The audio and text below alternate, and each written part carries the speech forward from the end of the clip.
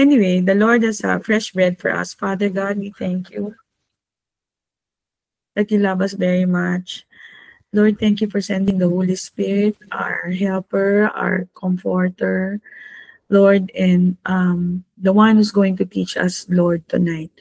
Father, we pray for the Rema word, Lord, to be spoken, Lord, over your children tonight, and let it piece together, Lord, things that are broken. Let it penetrate, Lord, in the sinews of our heart, the tissues of our flesh, Lord, because we know that the entrance of your word gives light, and the entrance in your word is healing to us. Thank you, Abba. Thank you, Jesus. Thank you, Holy Spirit. In Jesus' name, amen. Amen. Amen. Praise the Lord. So, the topic for tonight is, where is it? Ay, di. Um, your rod and your staff, they comfort me. You know that the Psalms 23, according to scholars, was written by King David, the psalmist, the greatest king and shepherd boy who had ever lived, and the man after God's own heart. The Psalms 23 was written during the time that he was being pursued, he was being hounded like a dog by King Saul.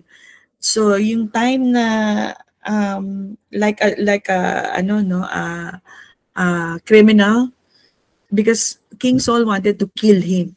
So ito yung time na yan when he penned, "The Lord is my shepherd, I shall not want." So can you imagine? Yun yung setting niya. When he was writing the poem, when he was writing the Psalms, that is the time. So tingnan natin yung ano no, yung grabe yung emotions, grabe yung revelation, and for us now, it is the most loved psalm, and praise the Lord that we are studying this psalm, and we are being fed, and we our minds are we are repenting of the things that we thought were correct, but praise the Lord, kasi He doesn't want us to stay in a state of ignorance or state of mistaken identity, but He wants us to really realize who we are in Him.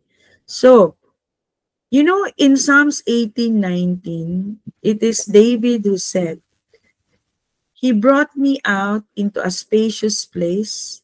He rescued me because He delighted in me." In other words, He rescued me because He likes me.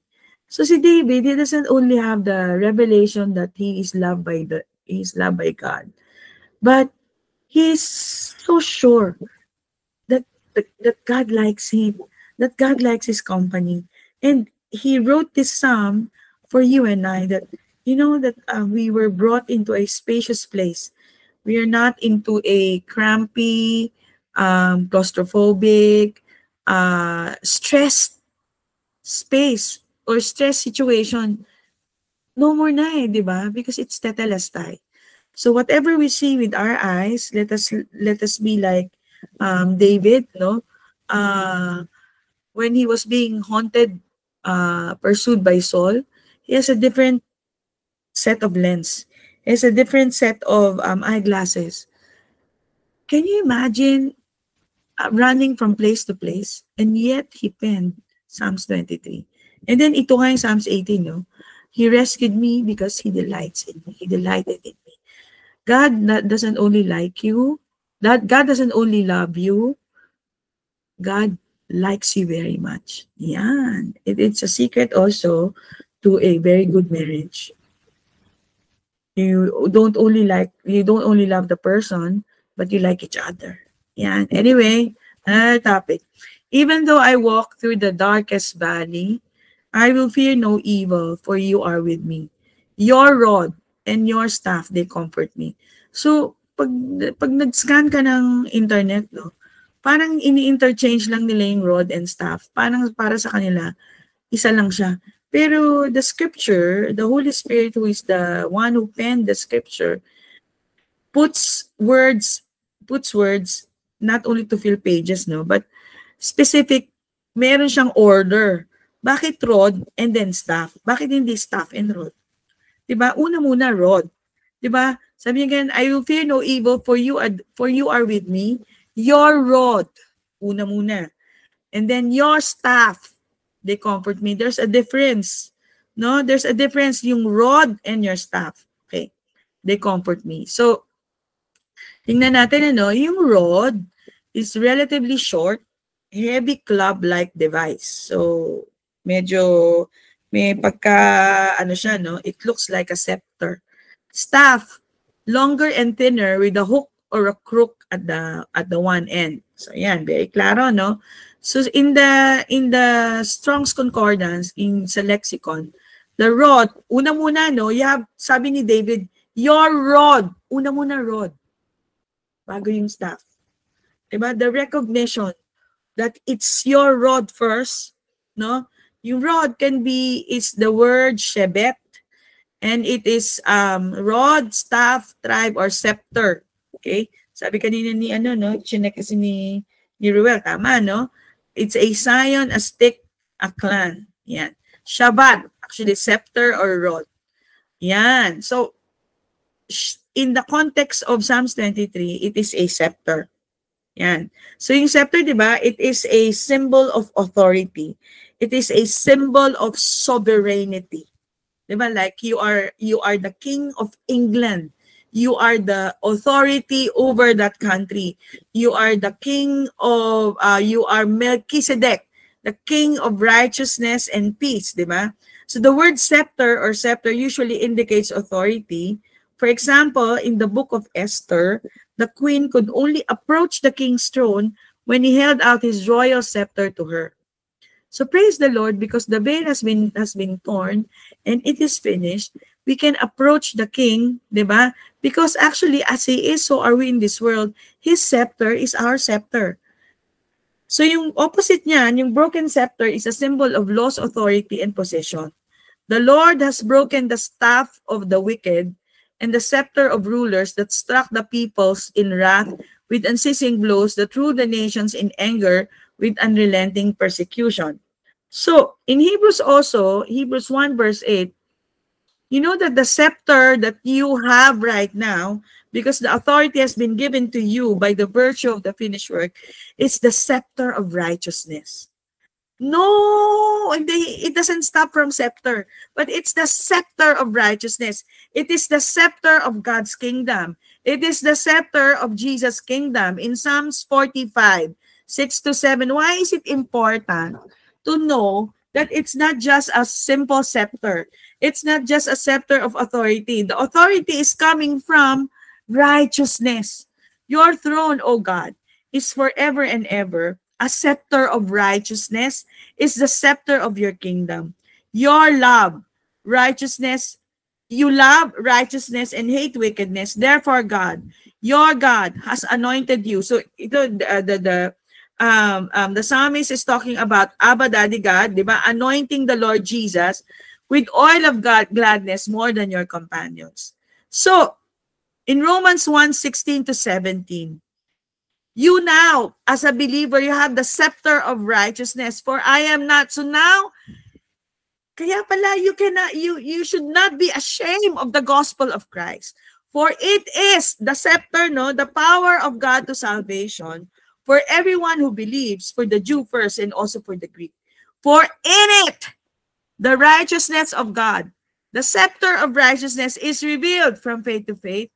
As it is written, the just shall live by faith. So you have to look at the scepter. So, kaya pala sabi ni David, I will fear no evil. Your rod, your scepter of righteousness. Diba? I will live by the scepter of righteousness. You know that faith, yung faith dyan, actually, is simply believing what God believes. Simply believing what God believes. And what does God believe about you? You are the righteousness of God in Christ. By His stripes, you are healed. That is what God believes. That is faith. And tonight, Let faith rise from our hearts. That, hey, Lord, allow us to see this, that, Lord, we believe what you believe. We believe what you believe. We believe what is said in Isaiah 53, that by your stripes we are healed. Hallelujah. And that is the scepter of righteousness. In Isaiah 54:17, it says, no weapon that is formed against thee shall prosper, and every tongue that shall rise against you in judgment, you shall condemn. Why? This is the heritage of the servants of the Lord, and their righteousness is of me, says the Lord. So, ang sabi nga yan, no weapon is formed. Something is formed. A bukol is formed. But it says, it shall not prosper. May kidney stone? It says, it shall not prosper. And every tongue that rises against you, whatever the doctor is saying, whatever TikTok is saying, whatever, in judgment, you shall condemn. Condemn it. Why? Because your heritage is the righteousness of God in Christ.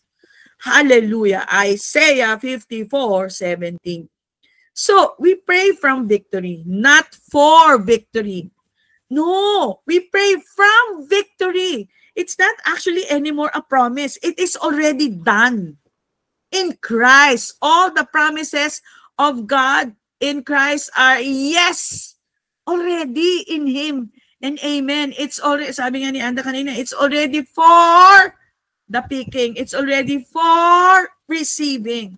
Hallelujah. In times of trouble, it is normal and fine for us to cry out to God when we are feeling desperate. However, when we pray desperate prayers, pleading with God to help us, we move ourselves out of the position of victory. Instead, just like David, we see God's love reaching out to us and God moving in our situation as we pray. So knowing you are the righteousness of God in Christ protects you from the accusations of the enemy. It's very important. Your rod, they comfort me. Pero meron pang isa, yung staff, di ba? So, knowing you are the righteousness of God in Christ protects you from the accusations of the enemy. Stand therefore, having girded your waist with truth, having put forth the breastplate of righteousness. For I'm not ashamed of the power of Christ, for it is the power of God to salvation. Salvation, zozo. Salvation which is healed, restored, diba? For everyone who believes, for the Jew first and also for the Greek.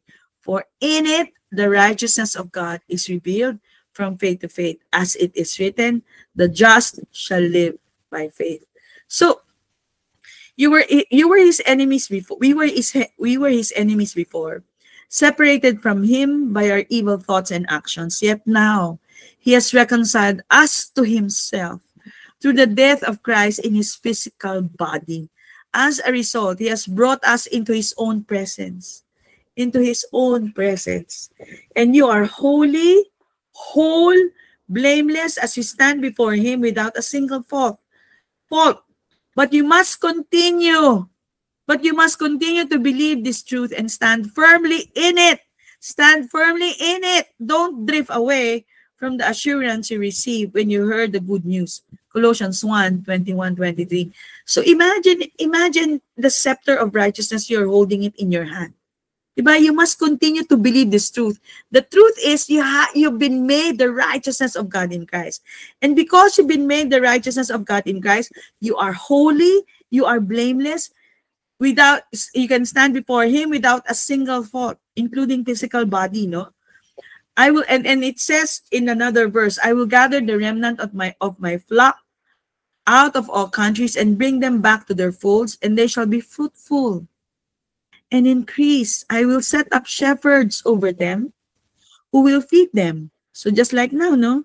We are feeding, and they shall fear no more, nor be dismayed. So the delivery of the word, the sending forth of the word causes you to fear no more, nor be dismayed, nor they shall be lacking, says the Lord. Behold, the days are coming, says the Lord. A king shall reign and prosper and execute judgment and righteousness in the earth. And now this is his name, which he will be called, the Lord our righteousness. In Jeremiah 23, 3-6. So, nag-overlap. God himself is setting up shepherds who will preach the gospel of grace with authority and impart to the hearers security, certainty, assurance, and confidence so that they will no longer be oppressed by fear or discouragement. And another point, no, there is one story in the Bible wherein the rod of Aaron, diba? The rod of Aaron for the house of Levi budded, diba? This was the time when the children of Israel rebelled, complained against Moses' leadership, against Aaron's leadership. So ang sabi ni Lord, okay, bring out your staff, ganyan, together with Aaron. And you know what happened to the rod of Aaron? It budded. So this is a picture of resurrection. You know that it is the flower of an almond, and the almond tree is the first tree to awake from winter. So it's a picture of resurrection. So pag kumain pala tayo ng almonds, good yun. Diba? Anyway, so meaning the rod, diba? You comfort me. It means, oh, it reminds you of your resurrection life. Diba? The blossoming rod, the new life in the dead wood of Aaron's staff represents the Holy Spirit, because the Holy Spirit is in you. The Spirit has set you free from the law of sin and death, and you who were dead in your trespasses and the uncircumcision of your flesh, God made alive together with him in Colossians 2:13. The Holy Spirit has made you alive by dwelling within you. 1 Corinthians 3:16, 6:19. If the blossoming rod represents the Spirit within you, the rod reveals the power the Holy Spirit offers to you. Hallelujah! Praise the Lord! It's resurrection life, man. So another meaning of the rod is the Shabbat often also refers to a measuring stick. What we could call nowadays, what we call as a ruler. So God measures us up. So parang kanina, no, you were talking about inspecting. So in a way, no, God measures your growth. God measures us up. And because of the finished work of Jesus, we are not found wanting. Your goods. No blemish. Diba? Shabbat, scepter, or rod. Yan. Your goods. Ano mang measuring stick yan? Your good. So, it is because it is finished. In Romans 4:25, and this is this should be a verse that an anchor for you and me. My sins resulted in his death. His resurrection is the proof of my righteousness. This is your rod. This is your rod. Diba? Here is the equation. He was handed over because of my shortfalling. He was raised because I was declared righteous. I was declared righteous. Peace. Diba? I was declared righteous. His resurrection is the official receipt of my acquittal. Hallelujah. So, even though you walk through the darkest valley, you fear no evil, for you are with me. Ki ata imadi. Your rod. Number one, no? Your rod, your authority. I made the righteousness of God in Christ. I have been declared whole. I've been declared clean. Diba? And then, your rod and staff, they comfort me. Yan. So, ano naman yung staff? In 1 Samuel 17:40, you find David face to face with Goliath himself. Then he took his staff. Diba? Bakit naman hawak-hawak niyo yung staff? Diba? Hindi ba istorbo yun? Do you parang, oo nga, diba? Pero, si David, no, he took his staff in his hand and he chose for himself, ang dami niyang armaments dito, no, yung mga weapons niya. But the first weapon to be mentioned is his staff. Staff in his hand. Hindi lang staff on the ground. staff in his hand. Grip, diba? He was gripping it with his hand. And he chose for himself 5 smooth stones from the brook and put them in a shepherd's bag, in a pouch which he had, and his sling was in his hand. And he drew near. Diba? Instead of running away from Goliath, no. He ran towards him. He drew near to the Philistine. In Bible times, shepherds had a unique way of displaying their testimony. As part of their passage to manhood, each young shepherd was given his own staff. He used that staff not only to shepherd sheep, but also to chronicle the victories of his life. So it's some kind of, it's like a diary for him. It became a symbol of his testimony carried in his hand.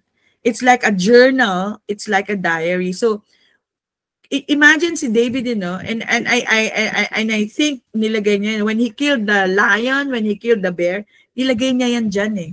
So in his mind, no, you help me to kill the lion. You help me to kill the bear. So this Goliath, easy peasy for me. So he was holding the testimony. He was holding what God has done for him. Yun pala yun.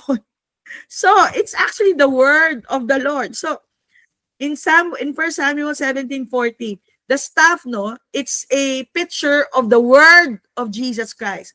So the first weapon mentioned in David's arsenal was the staff in his hand. Why would the shepherd take his staff into battle?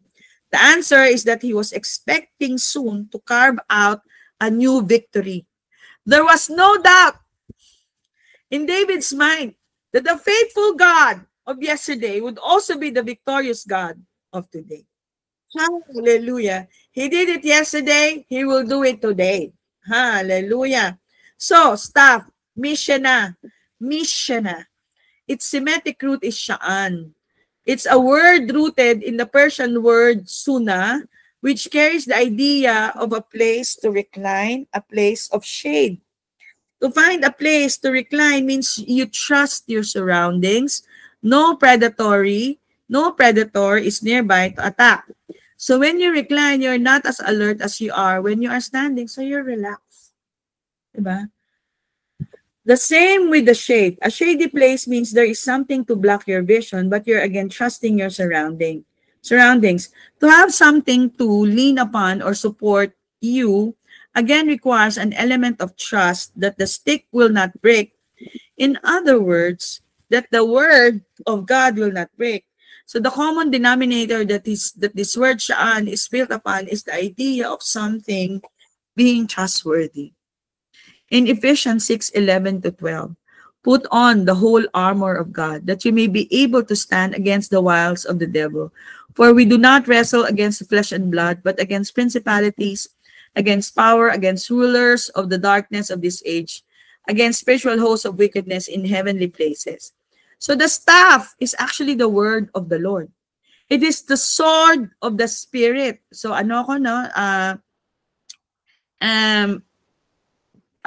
jump ako dun sa 6. Sword of the Spirit, which is the word of God, the truth you receive by the Rema, spoken word of God. And kanina, tuwa ako, no? Oh, this is actually God's emphasis. Diba? Naaral natin the emphasis of God's voice. So maraming word, no? Maraming, you can read the Bible, but there's one word that jumps out. Yun yung ini-emphasize ni Lord, the emphasis of God's word. And this is the emphasis that God has been telling us over and over and over again. The word became flesh and dwelt among us. He is in us. And we beheld his glory. And the glory as of the one only begotten of the Father, full of grace and truth. He is in you. He is in me. How not to win? Diba? How not to win? Even though I walk through the valley of the shadow of death, darkest valley, I will fear no evil, for you are with me. Your rod and your staff, they comfort me. So we go to the comfort, no? Comfort in the Strong Concordance in the Hebrew is nakam. So to comfort, in Isaiah 40, verse 1 and 2, it's the same word that was used in verse 1. Comfort Yes, comfort my people. You know that your comfort is God's priority. I just realized this. How good and how kind your Abba Daddy God. My Abba Daddy God. Comfort. Yes, comfort my people, says your God. He doesn't want you to suffer, clearly. He wants you to have comfort. Comfort my, in our mind, no, he's good, but he's better than good, definitely. He's better than nice. Speak comfort to Jerusalem. Cry out to her that her warfare is ended, that her iniquity is pardoned, for she has received from the Lord's hand double for all her sins. So there's war no more, no? Yung kanina, yung sa Ephesians, actually the war is in our minds, di ba? So the enemy is trying to trick you, but actually war no more. In Isaiah 40 verse 2, in verse 1, God tells Isaiah to comfort his people. The word comfort is nakam in Hebrew, and in this verse is in the piel form. Yung piel intensifies the action. For example, the Hebrew word for break is shabar, and when it is in the piel form, it is more intense than just to break. Rather, it is to shatter. So, pag sinabing piel, it is intensified, di ba? So it is with comfort, it is intense. It's not just a pat on the back or a word of encouragement that says, oh, it's going to be okay, di ba, pagkausap mo yung friend mo. No, it's intimate. It is Abba embracing you at your moment of despair, of worry, of fear, and saying, it's all going to be okay because I've got you. I've got this. I will never leave you nor forsake you. And I've got a plan that has been in place from before the foundation that you can't see yet, that you can yet see. Kasi he's talking about Isaiah 40, but now, right? It's already finished. His name is Jesus. So do you see the difference? It's not just a pat on the back with some goody-goody words or promising words. It's an intimate embrace of definite, absolute assurance. You're not left worrying how it will work out and be okay. You're left intimately knowing it is okay and even now. So, what were the words of comfort that Isaiah was to speak? In verse 2, yung comfort dyan is not nakam. Speak comfort to Jerusalem and cry out to her that her warfare is ended, that her iniquity is pardoned, for she has received from the Lord's hand, double for all her sin. The word comfort is not nakam as in verse 1, but it's rather lev. Yung lev, di ba? Ang ibig sabihin niya na heart. In Hebrew understanding, they thought of the heart as the organ that gives physical life and the place where you think and make sense of the world. It's where you feel emotions and make choices. It's the place of thoughts and feelings. So speak comfort to Jerusalem in your heart. The Lord is speaking to your heart. Cry out to her that her warfare is ended, that her iniquity is pardoned. You've been made the righteousness of God in Christ, for she has received from the Lord's hand double for all her sins. What was Isaiah to say to Jerusalem, the place of God's presence? The place of God's presence, your heart. To the place where they feel emotions and make choices about life, trying to make sense of it all, that your warfare has ended. It is finished. The word warfare is tsaba. Oh, talagang pangit ang mataba. Tsaba, meaning warfare, army, and battle. The root means to wage war. The word ended or finish is mala. Mala. Parang yung noodles. Meaning fulfilled, completed, finished. The word iniquity is abon, meaning guilt, iniquity, sin, or punishment. All of that is pardon. The word pardon is racha, meaning to be received favorably. You are racha.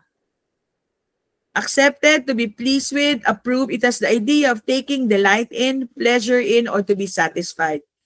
Israel would go into captivity when they would turn away from the Lord to false idols or foreign alien gods of other nations. Isaiah is speaking to Jerusalem's heart, the assurance of Abba, that Jesus is coming, because this is Isaiah 40, right? In the Old Testament. That's what the rest of Isaiah 40 is about, and that their warfare is over.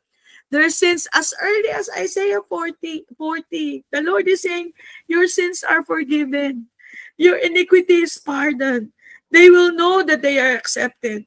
Know that you are accepted.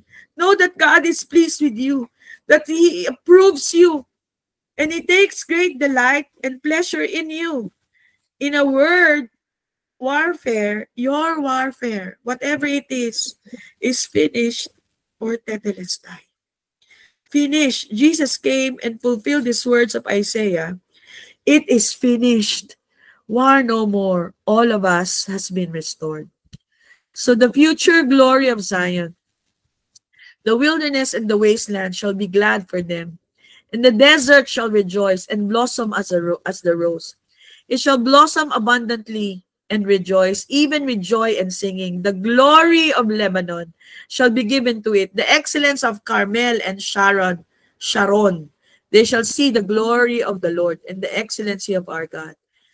You are now a new creation life. In Isaiah 35, this is the new creation life, our in Christness, our I amness. Passion Translation uses the heading, the redeemed return to Zion, for Isaiah 35. Zion, you is Zion, the dwelling place of God. In Psalms 1:3-13, we are Zion, we are the dwelling place of God. Diba? He dwelt among men. Diba? In the beginning was the Word, and the Word was with God, and the Word was God. And He dwelt among men. And Isaiah describes what this new life looks like. What we now look like. Okay, this is prophecy for you and for me, which is true, right? Joyously glad. No wilderness, no dry land, no wasteland. The desert will bloom like the rose. Like the rose. Diba? According to Encyclopedia of Jewish Symbols, roses are associated with the festival of Shavuot or Pentecost because the way rose petals open when they bloom suggests the process of revelation. They also symbolize God's love at work in the world. Verse 2, every dry land and barren place will burst forth with abundant blossoms. Literally, it's saying blossoming, they will blossoming. Literally, Ella, at the chai, blossoming, you will blossom. Tina, me, Ruel, diba? Anda. The Hebrew word for abundant is parak, meaning to break forth, to spread the wings and fly. What a beautiful picture, no? So do you know what Jesus was thinking of when He said, I have come that you may have life, that you may have an abundant life? This is it. This is it. Isaiah 35. Verse 2 continues, dancing and spinning with delight. The same word is used in Hebrew. In Zephaniah, it's Gil in Hebrew, 3:17, describing God, Father, Son, and Holy Spirit passionately spinning and dancing, shouting and singing over you with joy because He's overcome with you. Add that to our new life described in verse 2 of Isaiah 35, and what a beautiful picture of perisklerosis. Perisklerosis is indwelling. God in you. Verse 2 continues, Lebanon's lush splendor covers it.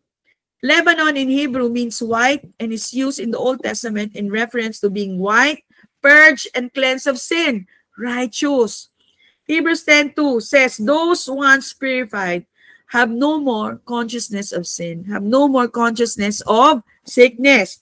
Verse 2 continues, the magnificent beauty of Carmel and Sharon. Carmel means fruitful, plentiful, orchard, garden, vineyard, or any fruitful field. Sharon means open, sweeping plain, straight, upright, pleasant, and prosperous. And verse 2 ends with, they will see the glory of Yahweh. the beautiful grandeur of our God. Romans 8 says, we have been glorified. His glory is our glory. Psalm says we are crowned with glory and honor. So where do we see His awesome glory and beautiful grandeur, honor? Where do we see it? Where do we see it? We don't see it by looking up towards the heaven and admiring the stars. No, we see it in us, in our bodies. We are the image and likeness of Him. Verse 3 and 4. How we are to encourage those who don't know yet who they are in Christ. How? Those who are discouraged, like weak in life, like they have weak hands. Those who feel defeated with feeble knees. We are to say to the anxious and afraid, be strong and never be afraid. Your God has given you victory. He has given you your breakthrough. Given. Forgiven. For me, for you, is given. Breakthrough. He has saved, sourced you, made you whole, lacking nothing, nothing missing, and nothing broken. And just like I remember I added this in Hebrews 7:2. To Melchizedek, also Abraham, apportioned a tenth part of all the spoils, was first of all, by the translation of his name, King of Righteousness, King of Salem, which is King of Peace. We are the new creation order of Melchizedek, King of Peace and King of Righteousness. So si Lord Jesus, we rule and reign in life, whole, shalom, peace, and in the likeness of God, righteousness, where here on earth, now and for all time. So death has no say in our lives, has no say in your life. It doesn't determine when you move on to that next adventure with God, transitioning from this life here on earth to whatever it looks like beyond. As a new creation in Christ, you have the power over death.